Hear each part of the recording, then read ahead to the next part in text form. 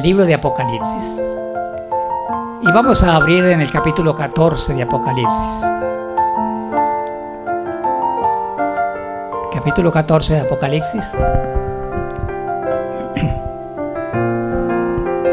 Y vamos a leer el versículo 6 y el versículo 7.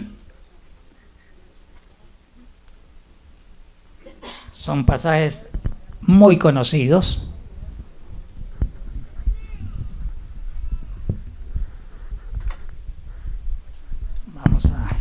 Voy a usar las gafas. Son pasajes muy conocidos entre el pueblo adventista del séptimo día.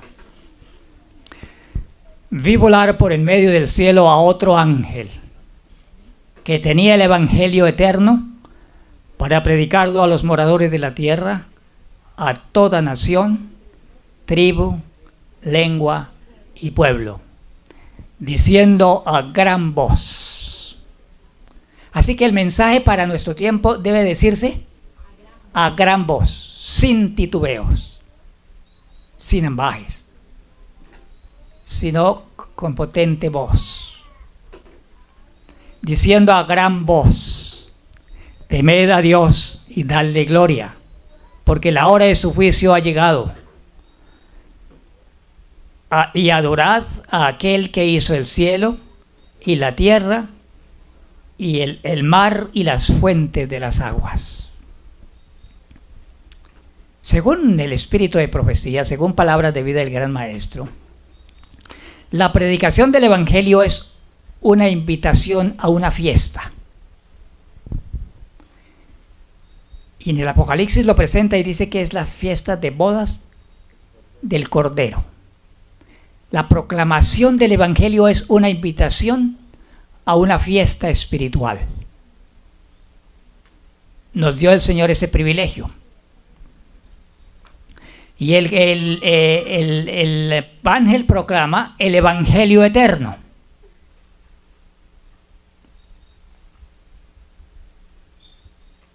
No es cualquier evangelio, es el evangelio eterno. Para comprender un poquito más del evangelio eterno tenemos que ir al comienzo, ¿cierto? Y el versículo 7 dice que el ángel proclama a gran voz: temed a Dios y dadle gloria, porque la hora de su juicio ha llegado.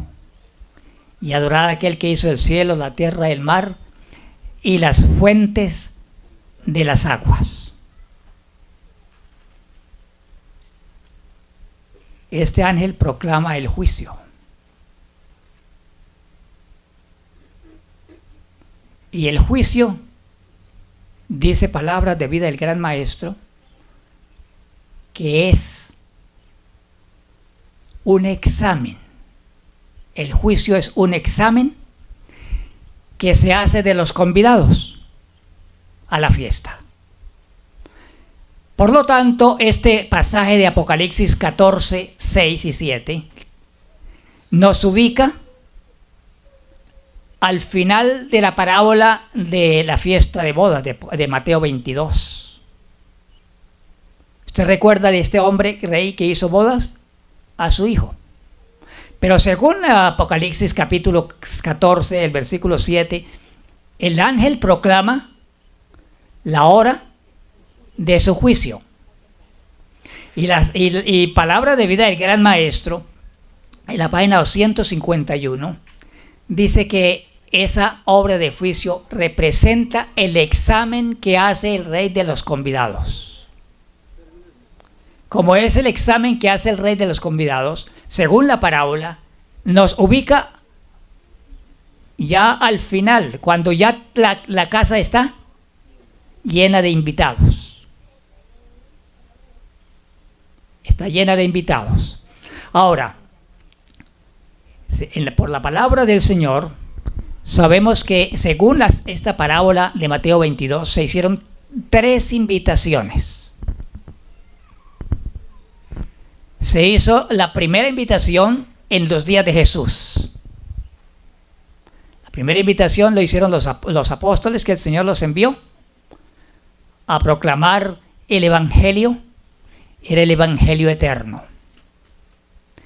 Después, en los días de Jesús, mandó después 70 más, ¿recuerdan? Eso lo hace claro también en la parábola.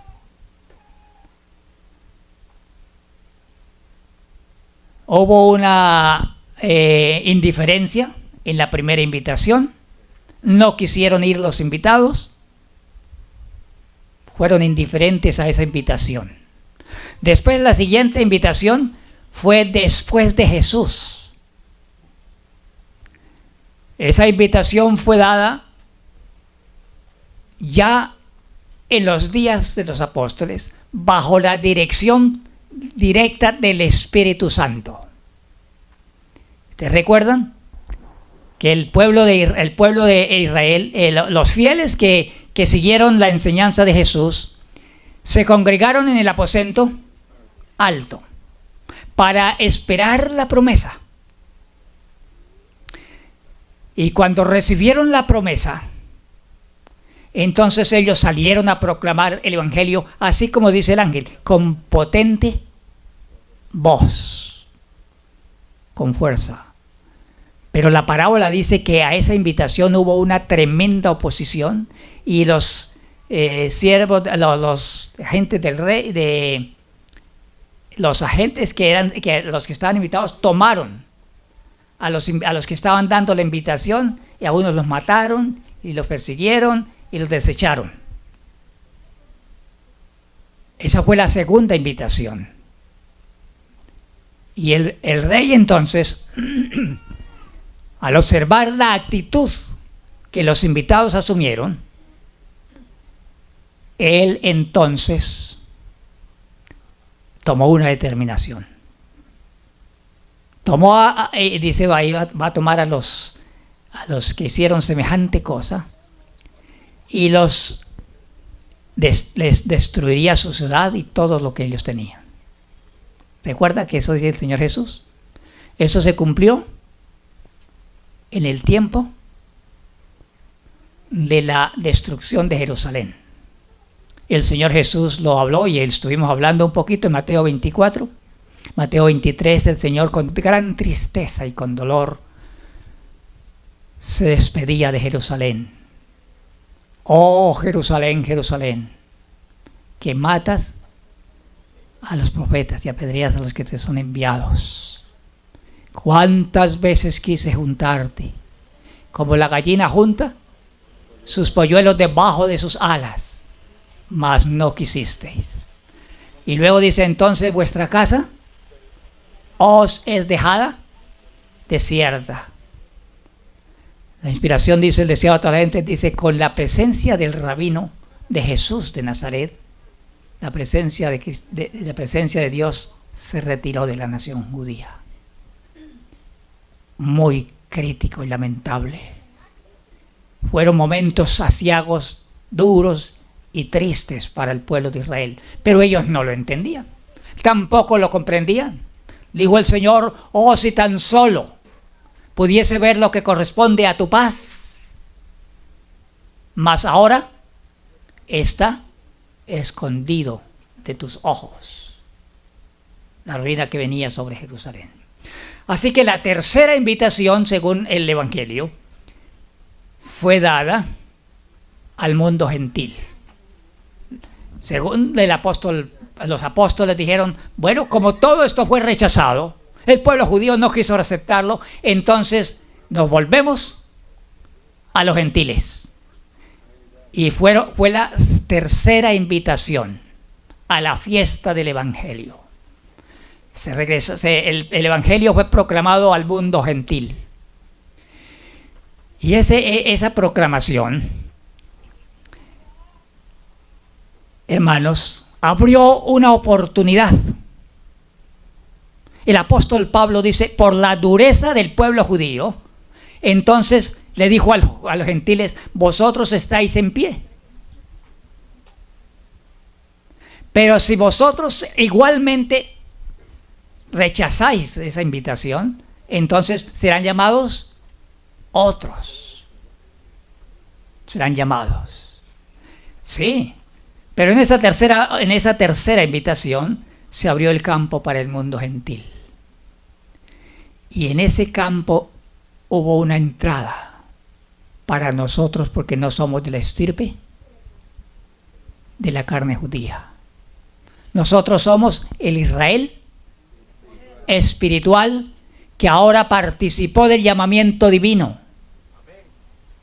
Y nosotros fuimos ahora, como dice también el apóstol, injertados en la vid. Hermanos, esa es la tercera invitación. Ahora, en esa proclamación a los gentiles, corriendo el tiempo, encontramos nosotros lo que estábamos leyendo aquí en Apocalipsis 14, el mensaje de los tres ángeles, el mensaje de los tres ángeles. Y luego entonces, según la parábola, dijimos que ese mensaje nos ubica al examen que hace el rey de los convidados. Se exigió de todos los invitados un requisito. Había un requisito que el rey tomó, que quiso él hacerlo, y todos los invitados tenían que cumplir ese requisito. Los invitados, según la parábola, entonces representa a todos aquellos que de una manera o de otra han aceptado el Evangelio de Cristo Jesús y que han sido participantes del Evangelio de Cristo. Esos son los invitados.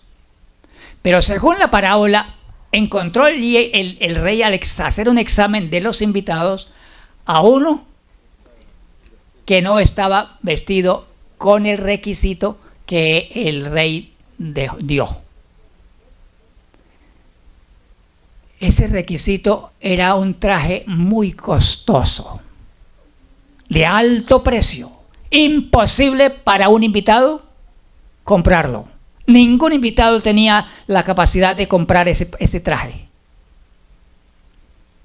Y ese personaje que en la parábola aparece allí en la escena de bodas, en esta fiesta espiritual, es un personaje representativo.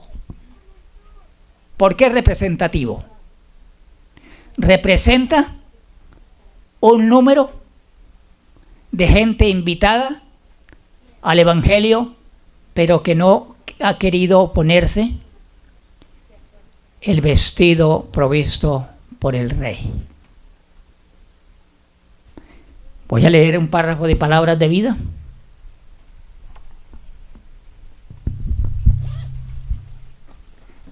Palabras de vida del gran maestro. Dice lo siguiente: el vestido de bodas de la parábola representa una lección del más alto significado.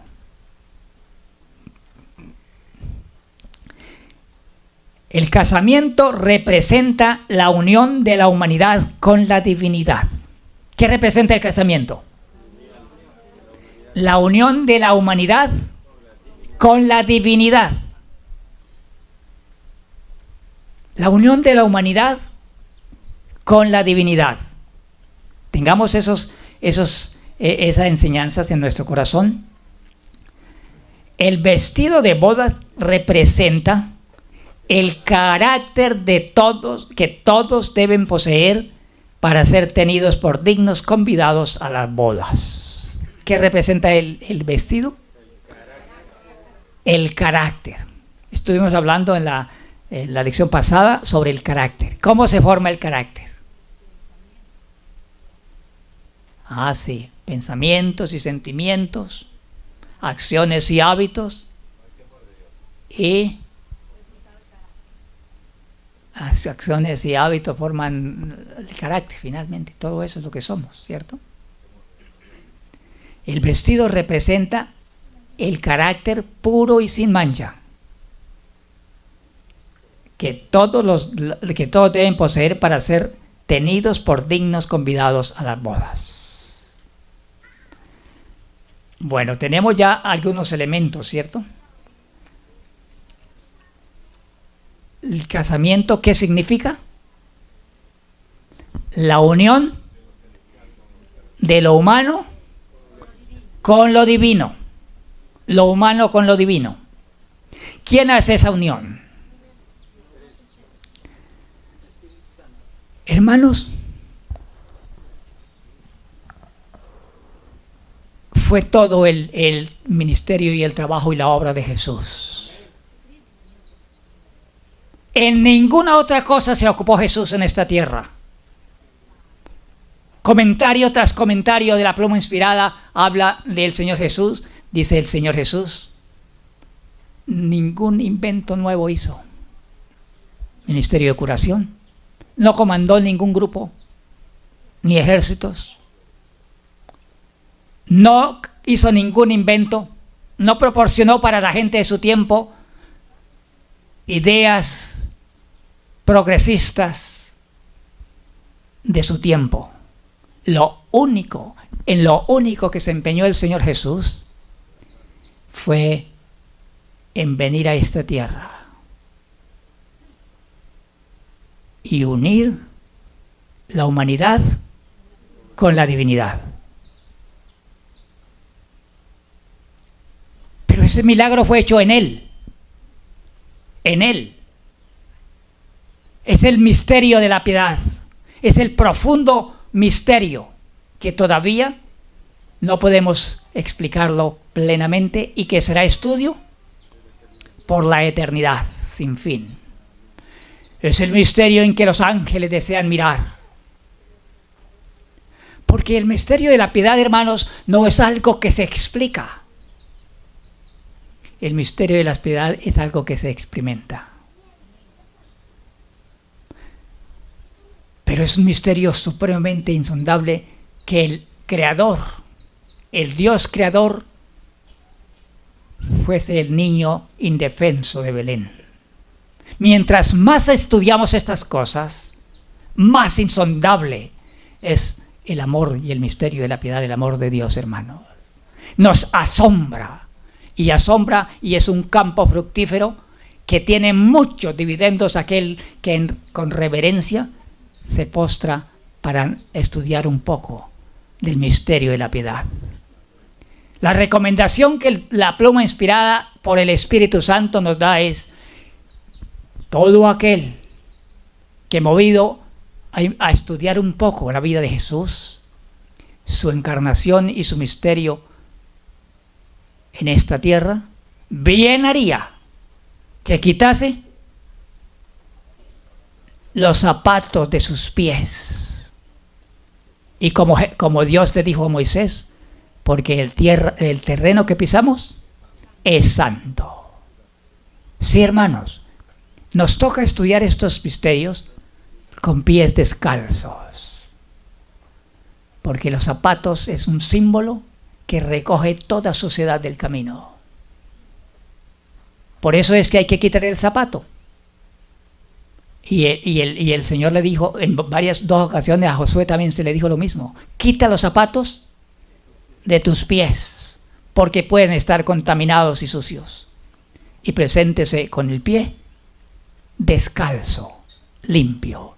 Y hermanos, hoy yo le digo, hermanos, necesitamos con pies descalzos abordar este tema. Hermanos, es el tema, en la línea de la preparación para la crisis final. Necesitamos experimentar el vestido de bodas. Todos hemos sido invitados, porque hemos sido llamados, pero hermanos, no todos quizás estamos vestidos apropiadamente. El ser humano siempre le gusta tener su propio vestido, confeccionar su vestido. Y el ser humano le parece que él confecciona mejor que Jesús, que las confecciones que cada uno hace es mejor y que la moda hace es mejor. La moda sabe que al ser humano, los modelos y las modas saben que al ser humano le gusta cubrirse con sus propios vestidos. Y Satanás, que es el que conduce y el que maneja las modas, sabe cómo atraer a la humanidad, a la sociedad, para vestirla a su gusto. Pero hermanos, vamos a avanzar un poquito. Ya leímos que el vestido de bodas representa el carácter puro y sin mancha. Vamos a leer un parrafito más de Palabras de Vida del Gran Maestro, la página 252.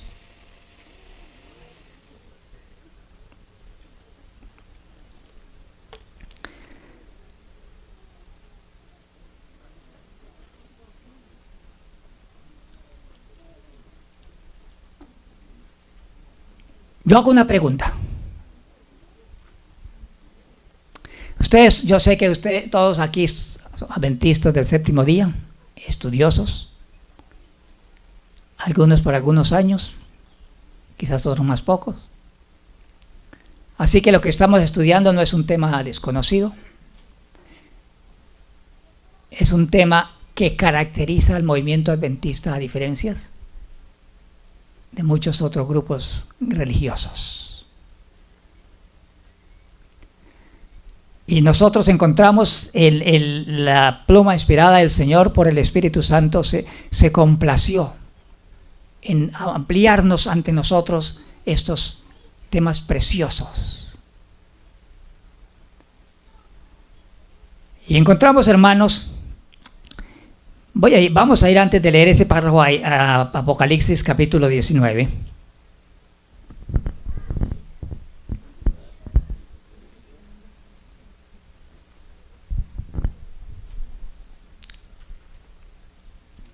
Dice la pluma inspirada, dice ahí la revelación, la inspiración, el versículo 7, gocémonos y alegrémonos y démosle gloria porque han llegado las bodas del Cordero y su esposa se ha aparejado, se ha preparado. Versículo 8, y a ella se le ha concedido que se vista de lino fino, limpio y resplandeciente, porque el lino fino son las acciones de los santos.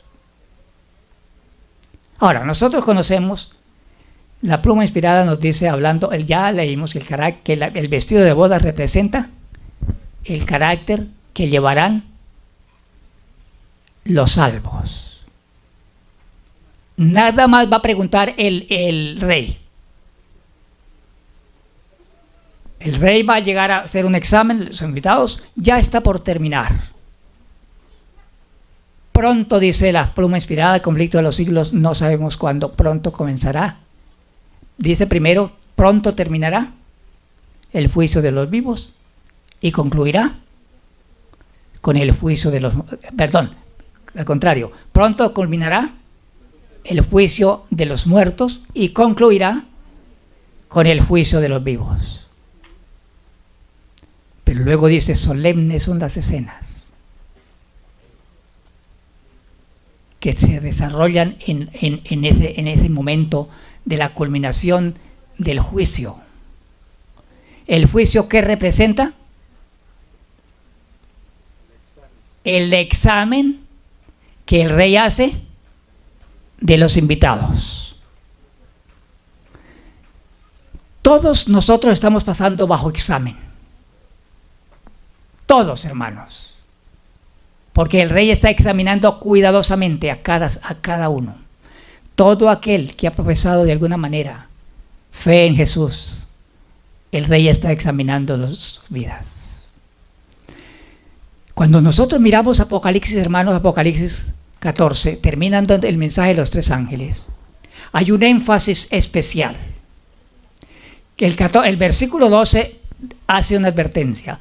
Aquí está la paciencia de los santos. Aquí están los que guardan los mandamientos de Dios y tienen la fe de Jesús. En el Apocalipsis, hermano, el Espíritu Santo centra el mensaje en la fe de Jesús. Ya se viene tratando la otra parte. La fe de Jesús es la segunda parte del mensaje de la justicia, del vestido. La primera parte del vestido, porque la justicia de Cristo, que es su propio carácter, dice aquí palabra de vida, la justicia de Cristo, que es su propio carácter,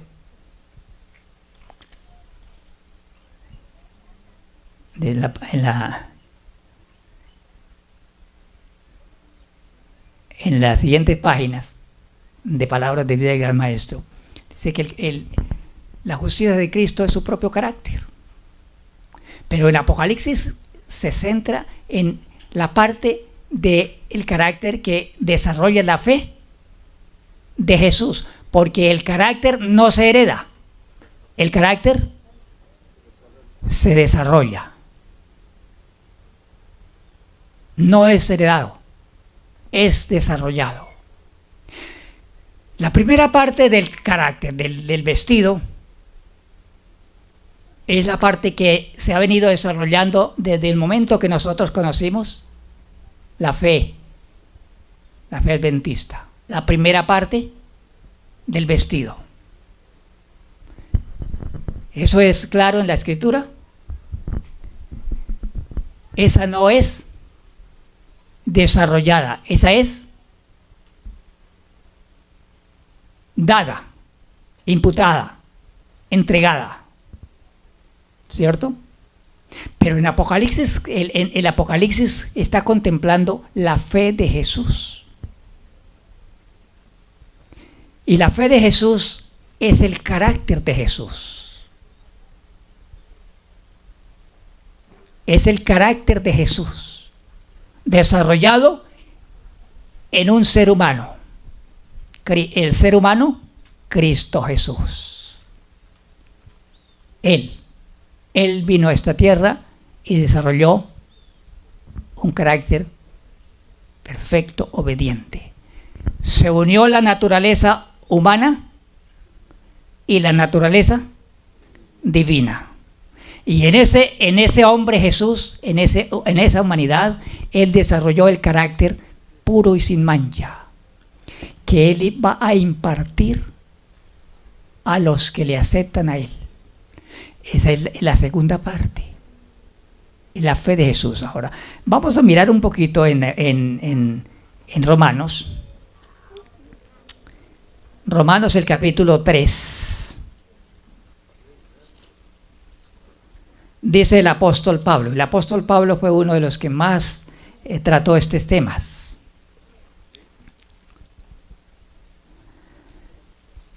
Pero ahora aparte de la ley, versículo 21, pero ahora aparte de la ley se ha manifestado la justicia de Dios. Pero ahora aparte de la ley se ha manifestado la justicia de Dios, testificada por la ley y por los profetas. La justicia de Dios por medio de la fe en Jesucristo, para todos los que creen en Él, porque no hay diferencia. El apóstol Pablo aquí está hablando y dice, ahora sin la ley se ha manifestado, ¿qué cosa? La justicia de Dios. Dice ahí, testificada por la ley y por los profetas. En el juicio, hermanos, hay testigos. ¿Sí hay testigos en un juicio? El apóstol Pablo está aquí presentando, aquí en esa parte presenta dos testigos. ¿Cuáles son? Miren el texto. ¿Cuáles son los dos testigos? La ley y los profetas. Porque la ley, dijo él, se ha espaciado muchísimo en decir, la ley no puede ofrecernos salvación. No. Pero la ley sí da testimonio. La justicia es dada por Cristo. La ley no justifica a nadie. Pero, ¿qué hace la ley? La ley se levanta como un testimonio. y alguien dice que que es justificado, que ahora él está justificado, entonces la ley como testigo para dar testimonio se levanta y dice: muestre a ver cómo está su vida. Y comienza a encontrar los problemas en el ser humano: desobediencias, intemperancia, codicia. Y el apóstol Pablo dice: la ley, la que nos revela es el pecado. Entonces dice la ley: no está justificado según Cristo. Los profetas se levantan también para dar testimonio. Dijo ahí el apóstol Pablo: los profetas también dan testimonio. Si alguien está justificado, justificado es totalmente perdonado, porque justificación y perdón es una y la misma cosa. Entonces esos dos testigos se levantan, y Palabras de Vida del Gran Maestro dice que hay otro testigo que se levanta. Página 254.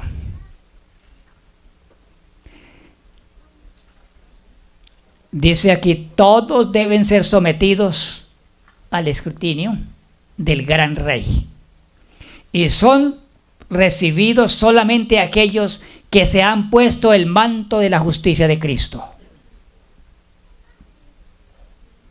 La justicia es la práctica del bien, y es por los hechos por los que todos han de ser juzgados. Nuestros caracteres se revelan por lo que hacemos.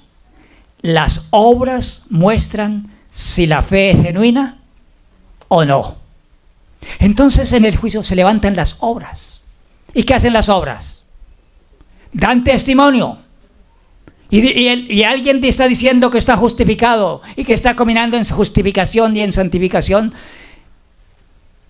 y se levanta un testigo que son las obras. Y dice: pero usted es intemperante.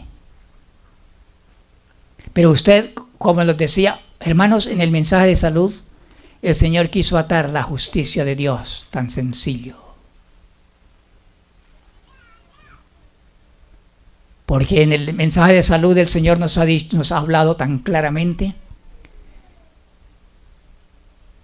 que por la fe, cuando se presenta un problema, nosotros nos postramos de rodillas ante el Señor en una necesidad y angustia, y suplicamos al Señor que nos guíe para qué hacer. Y entonces dice: nuestra mente es llevada a alguna planta o algún lugar, a alguna parte, y entonces el que va caminando en fe toma esa planta, toma esa agua, toma los remedios naturales y los aplica, y sucede el milagro de Dios. Es el comentario que hace la pluma inspirada de Santiago, capítulo 5, donde habla de la unción. Comentario tan precioso. Porque la fe se perfecciona por las obras. Y las obras entonces se levantan para decir: sí, esa persona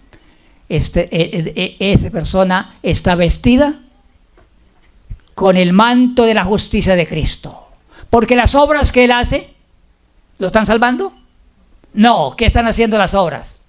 Dando un testimonio de que esa persona ha creído y que camina en fe. Así opera la justicia de Dios. La ley tampoco salva, pero da testimonio, y es lo que Pablo está diciendo. Pero ahora, aparte de la ley, se ha manifestado la justicia de Dios, testificada por la ley y por los profetas, porque el único que nos puede justificar es Cristo. No hay otro nombre debajo de la tierra dado a los hombres en que podamos ser salvos. Pero los tres testigos deben dar testimonio que estamos siendo justificados. Si no hay ese testimonio, no hay justificación, menos santificación, hermanos. Esa es la experiencia, hermanos, la experiencia que el Señor nos ha llamado en esta hora. El apóstol Pablo dice en Romanos 1:17 que Él no se avergüenza del Evangelio. Es el Evangelio eterno que proclama el mensaje del primer ángel. Él proclama el Evangelio eterno. Y Pablo dice, yo no me avergüenzo del Evangelio, porque el Evangelio ha llegado a ser para mí, ¿qué cosa? El poder de Dios. ¿Para qué? Para salvación. Ahora Pablo está dando un testimonio también. Dijo el Señor Jesús en San Juan, dice, el Espíritu Santo dará testimonio de mí, y vosotros también daréis testimonio, porque habéis estado conmigo. El apóstol Pablo estaba dando testimonio y dijo, yo no me avergüenzo del Evangelio eterno de Dios. Es el Evangelio que proclamaba este ángel, porque ha llegado a ser para mí un poder de salvación. ¿De salvación de qué, hermanos? Nosotros estamos acostumbrados a definir en una forma muy general el pecado. Y Satanás le complace que nosotros definamos en esa forma general el pecado. Pero en el manto de la justicia de Cristo, testificado por la ley y los profetas y por las obras, el Señor es específico. Un texto de San Juan, el capítulo 5, el Señor Jesús dice que Él tiene también un testimonio para la justicia en relación con las obras. San Juan capítulo 5 dice así.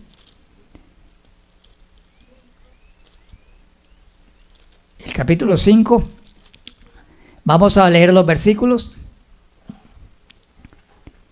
El versículo 36.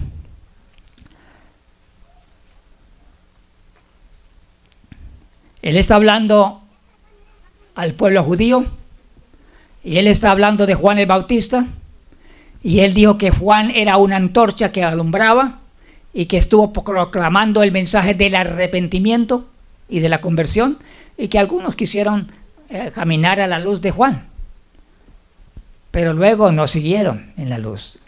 Y luego dice ahí, mas yo tengo, el versículo 36, mas yo tengo mayor testimonio que el de Juan, porque las obras que el Padre me dio para hacer, para que cumpliese, las mismas obras que hacen, las mismas obras que yo hago dan testimonio de mí, que el Padre me ha enviado. Así que el Señor Jesús dijo, las obras que yo hago dan testimonio de mí. Hermanos, el cielo está vistiendo a su iglesia, hermanos. Los invitados todavía, la invitación todavía está sonando un poquito de tiempo. ¿Tenemos el manto de la justicia de Cristo?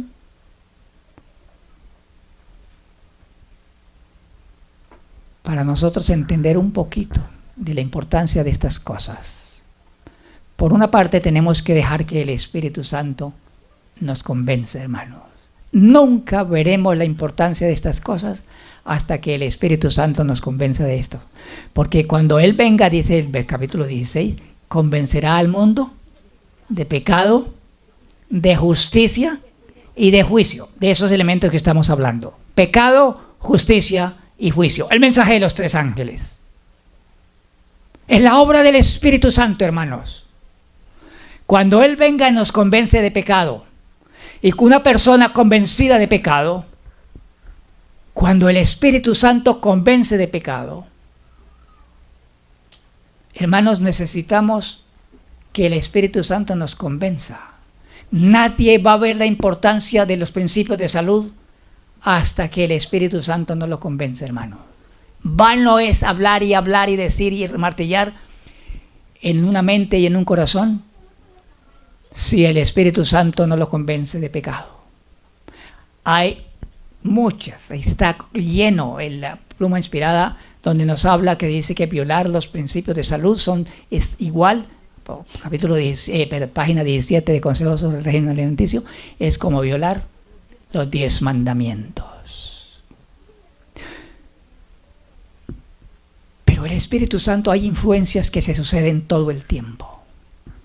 Hay influencias que se suceden todo el tiempo. Hoy está aquí el Espíritu Santo, convenciéndonos a nosotros. Y Él opera en nuestras mentes y en nuestros corazones. Algunas veces nosotros no queremos prestarle atención, pero la semilla queda ahí en el corazón. En el corazón de Nicodemo, la semilla que Jesús le plantó, ¿duró cuánto tiempo? 3 años, sí. Y cuando Cristo fue levantado en la cruz del Calvario, el Espíritu Santo le trajo la conversación de Cristo Jesús a su corazón y a su mente. Y él vio que en Cristo Jesús estaba la esperanza de su vida. La semillita quedó ahí en el corazón. Así hace el Espíritu Santo, hermanos. Una semilla sembrada aquí y allá queda en el corazón. Y va creciendo como nadie sabe, como no sabemos. Dice la parábola, y crece de noche y día como el agricultor no sabe. Pero queda ahí, y en algún momento dado, en las influencias que el Espíritu Santo realiza, entonces la persona es convencida de pecado. Algunos responden rápidamente a la convicción del Espíritu. Y cuando son redarguidos y son convencidos de pecado, entonces viene la siguiente parte. Es convencido de justicia. Es convencido de justicia. Entonces esa persona convencida se acerca arrepentido a los pies de la cruz. Y aquel penitente que está clamando y suplicando en el polvo de la tierra, porque son las victorias que se ganan. A mí me preocupa mucho que de pronto la experiencia del pueblo de Dios es muy superficial, hermanos. Nadie que haya luchado y llorado en su cámara secreta, luchando con sus defectos y con sus hábitos de pecado y de problemas, podrá ser vencedor. Nadie, hermanos. Se requiere una acongojada demanda. Todo aquel que pise las puertas de la ciudad de Dios ha pasado una experiencia de acongojada demanda, hermanos. Y el Espíritu, dice el Señor, toma, levanta al penitente del polvo de la tierra.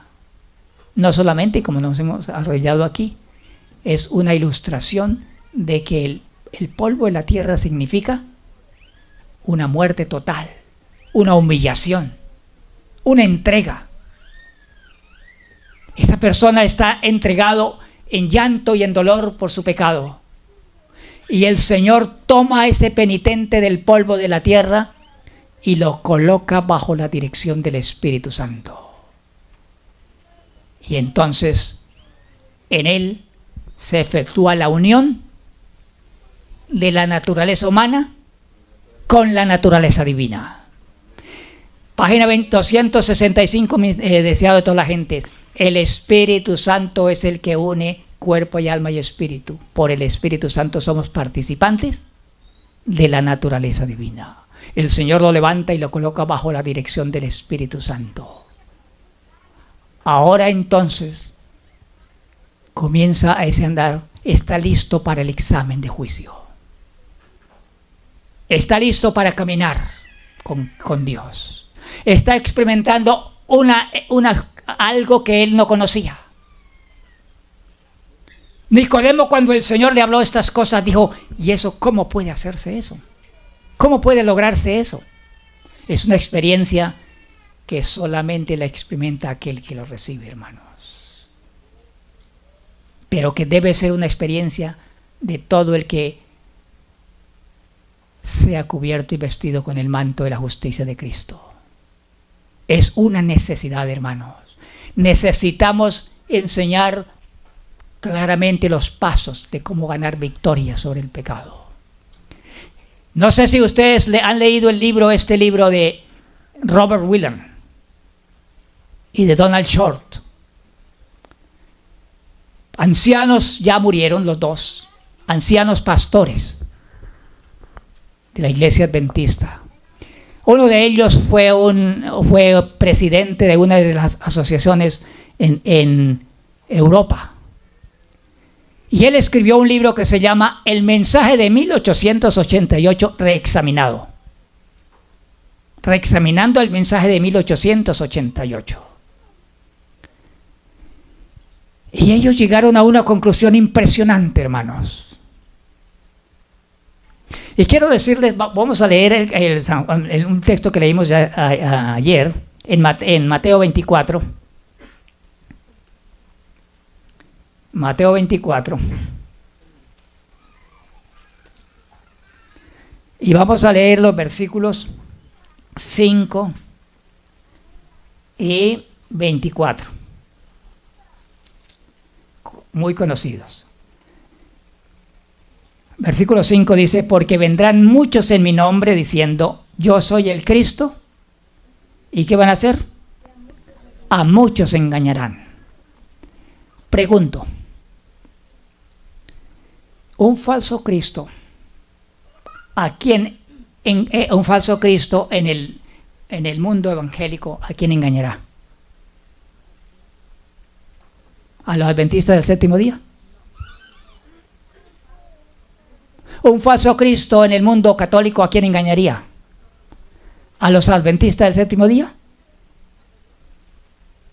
Dice el versículo 24: porque se levantarán falsos cristos y falsos profetas y harán grandes señales y prodigios, de tal manera que engañarán, si fuese posible, aún a los escogidos. Hermanos, el odio de Satanás es con los adventistas del séptimo día. Si hay alguien que es objeto de odio y de persecución y de problemas por Satanás, es los adventistas del séptimo día, hermanos. Porque él sabe que a nosotros se nos han confiado los oráculos divinos y el mensaje completo para preparar un pueblo, para preparar una persona para estar en pie en la venida del Hijo del Hombre. Y cuando el Señor habló, dijo, aún a los escogidos. Y entonces estos pastores, yo leí el libro y me impresionó muchísimo leyendo ese libro, el mensaje de 1888 reexaminado. Dice el pastor Whelan. El pastor Whelan dice, después de venir de una gira de Europa y todo eso, llegó y había una problemática que se estaba presentando en los Estados Unidos, y en ese entonces con Desmond Ford y de una cantidad de cosas que estaba ocurriendo con el mensaje adventista. Y había un movimiento en el seno adventista. A ese entonces, la tragedia más tremenda que haya enfrentado el movimiento adventista fue la tragedia con Desmond Ford. Porque Desmond Ford estaba introduciendo una idea falsa en el Evangelio, específicamente en la justificación por la fe. Y Desmond Ford, entonces, él comenzó a traer unas ideas. Era un hombre de mucha influencia, de mucho poder. Él estaba dando las cátedras y enseñanzas a los ministros que estaban saliendo.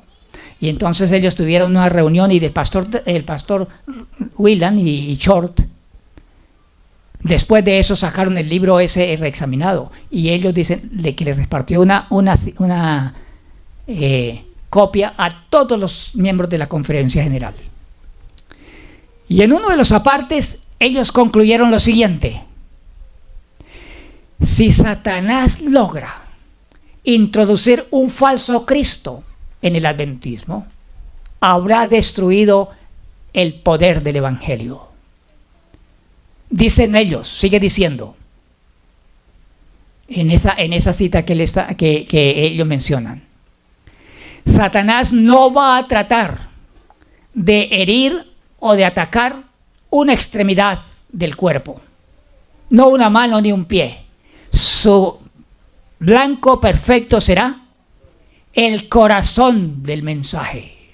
Y la hermana White, ellos dijeron, usando los textos de Mensajes Selectos, tomo 1, el corazón del mensaje del tercer ángel, ¿qué es?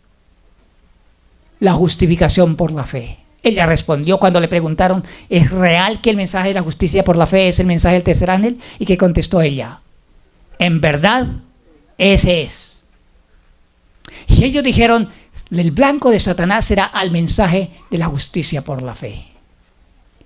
Y si él logra introducir un falso Cristo en el movimiento adventista, habrá causado un terrible problema y no habrá victoria sobre el pecado. Eso fue como una profecía de ellos. Las cosas han ido avanzando, hermanos. Y esto que digo, hermanos, lo digo con llanto en mi corazón. Lo he llorado en la cámara secreta. Amo a mis hermanos.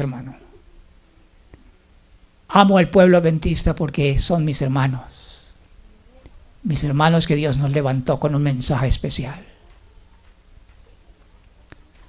Pero Satanás sabe que si erramos el blanco perfecto, él va a lograr que nadie se prepare para estar en pie frente al tiempo de angustia que está ya empezando delante de nosotros.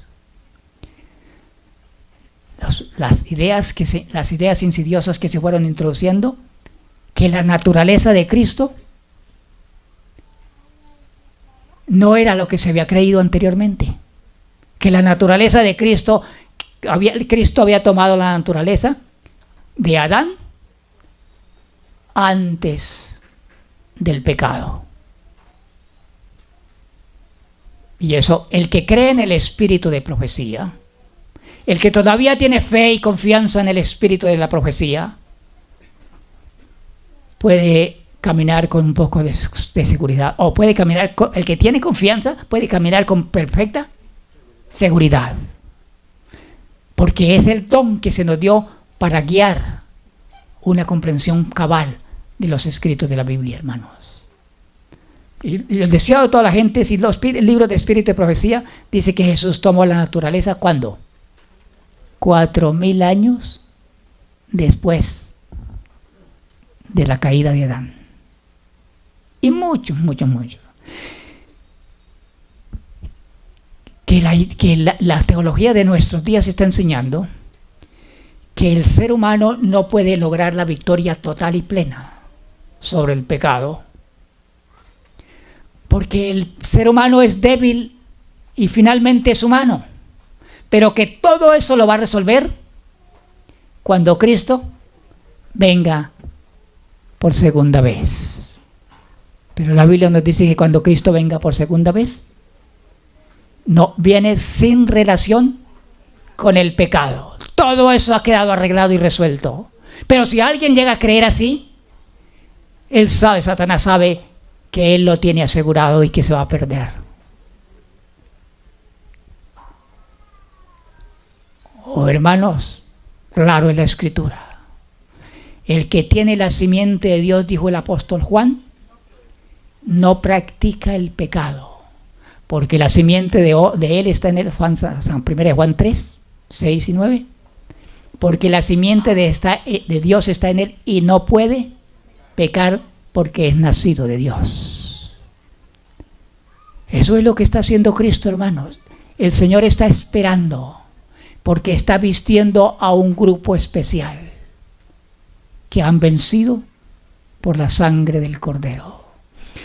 Apocalipsis 14 dice, hermanos, que los que van a predicar el mensaje de los 3 ángeles en su plenitud y que van a conducirlos hasta unirse con el fuerte clamor del mensaje del tercer ángel de Apocalipsis 18:1, que es lo que está hoy tomando lugar, hermano, son aquellos que presenta Apocalipsis 14:1. Aquellos, vamos a leerlo porque con eso vamos terminando. Apocalipsis 14, 1. Después miré y aquí el Cordero estaba en pie sobre el monte de Sión y con él 144,000 que tenían el nombre de él y el de su Padre escrito en su frente.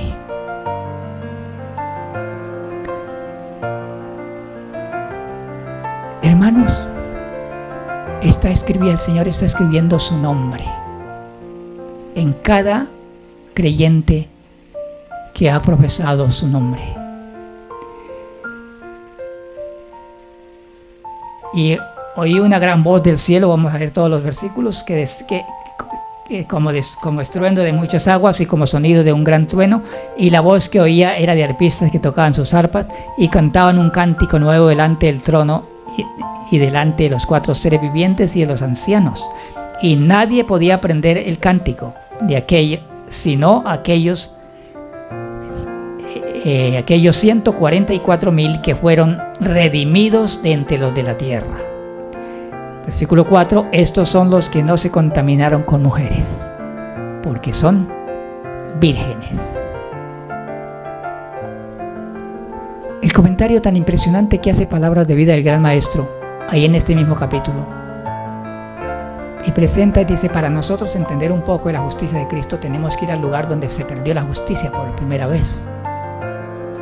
Cuando Dios creó al hombre, lo creó perfecto y cubierto. Dice, un manto de suave luz los cubría de pies a cabeza. Un manto de suave luz los cubría. Pero cuando el pecado se introdujo en el Edén, entonces desapareció ese manto. Y desnudos y avergonzados, ¿qué hicieron? Dice la Biblia. Cosieron hojas de higuera para cubrir su desnudez. Y desde entonces es lo que la humanidad ha estado haciendo, dice la inspiración. La humanidad perdió ese manto, hermanos. Ese manto de suave luz. Y es lo que está haciendo el Señor. Está cubriendo nuestra desnudez. El mensaje de la Odisea. Y en Apocalipsis, hermanos, para mí es el cierre del tiempo de gracia en Apocalipsis 16, el versículo 15. He aquí yo vengo como ladrón. Bienaventurado el que vela sus ropas para que no ande desnudo y vean su vergüenza. Hermanos, todo va a ser expuesto. Y se va a demandar de cada uno de los fieles de Dios fe y seña de sus creencias y de su fe. El tiempo de angustia es un tiempo final, donde toda índole terrenal debe ser quitada. Pero antes de entrar a ese tiempo de angustia, hermanos, el manto de la justicia de Cristo debe estar colocado sobre cada creyente, que es el carácter de Cristo reproducido en él. Él imparte su carácter a todo aquel que por fe se volca y está suplicando a Él. Él lo vuelve a cubrir.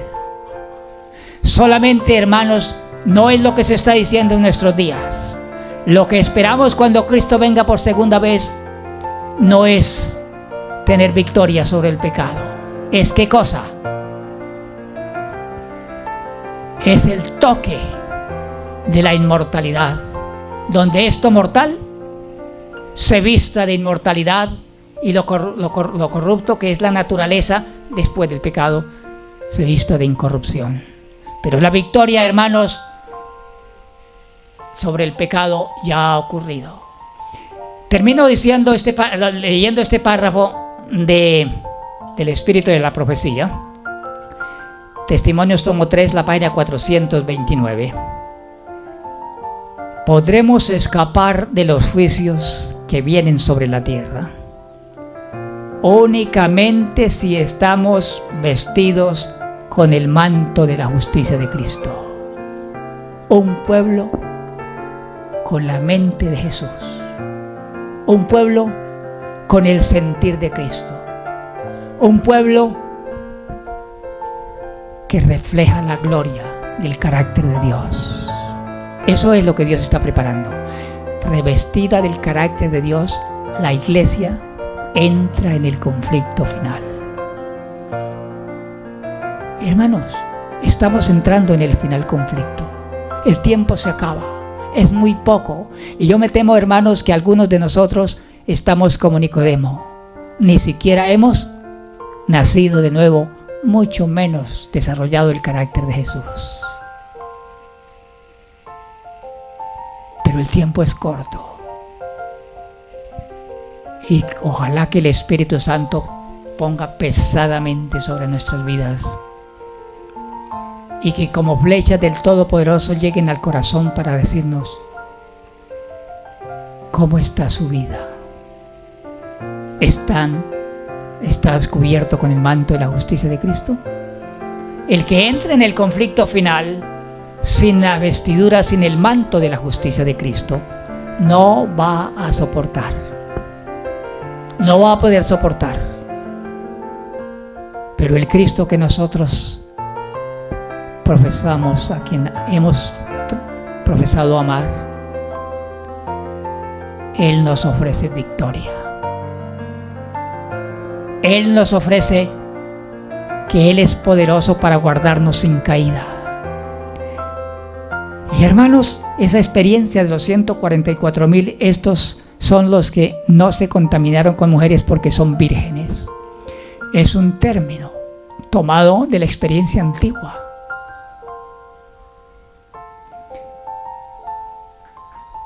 Antiguamente solamente se aceptaba lo virgen. Lo virgen es un símbolo de pureza. Por eso dicen los productos, algunos productos son vírgenes. Quieren decir sin mezcla, sin contaminación, puro. Y estos 144,000 son vírgenes. ¡Qué grandeza de Dios! Poder llegar a una experiencia, hermanos, que es lo que el cielo está haciendo. Lo que dice Judas 24.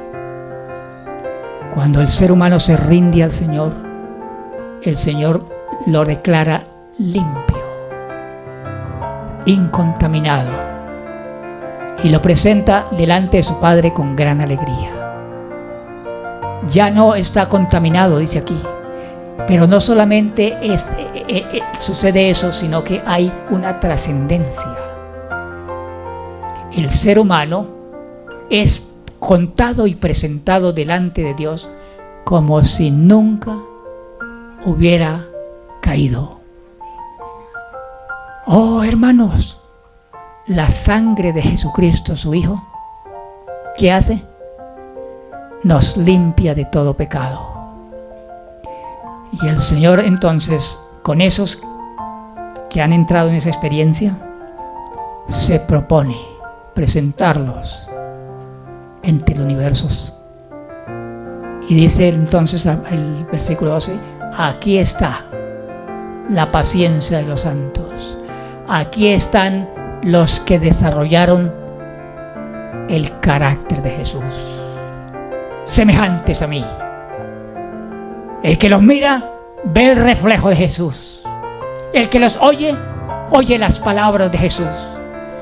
El que los ve actuar, percibe el amor redentor del Señor, porque han desarrollado la fe de Jesús. El apóstol Pablo presenta la primera parte, la fe en Jesús, y la última parte, ahí mismo capítulo 3, la fe de Jesús. Esas son las dos partes de la justicia, y es lo que Jesús está haciendo, hermanos. Yo les invito, hermanos, que vayamos a nuestra cámara secreta y no descansemos. No descansemos hasta asegurar nuestra salvación con temor y con temblor. Y el Señor nos va a dar la victoria. Y el Señor nos va a preparar para entrar cubiertos con su justicia, con su carácter desarrollado en la última crisis final de la historia que estamos entrando, hermanos. Que el Señor nos bendiga.